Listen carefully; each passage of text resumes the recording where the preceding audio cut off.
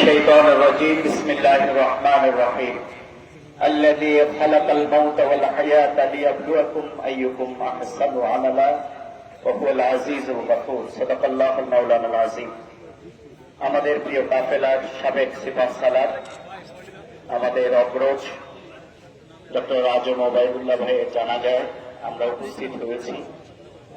আমরা আসলে ওনার জানাজায় এই সময় উপস্থিত হতে হবে এটা আমরা ভাবিনি।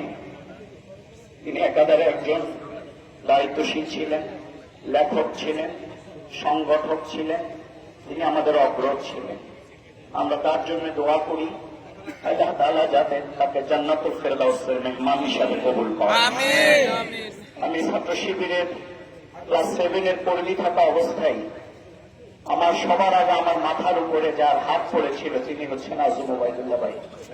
সম্মেলনে আমার মাথায় তিনি হাত বুলিয়ে দিয়েছিলেন।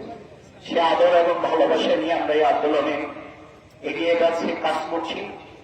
আমি আজকে ওনার ছোট একটি ভাগিনা বাসায় গিয়ে রাহিকে যখন বললাম যে তোমার কেমন লাগে যে মামা যে চলে গেল, সে বলেছিল যে মামা আমাদেরকে অনেক আদর করতো কিন্তু মামা তো আর আসবে না।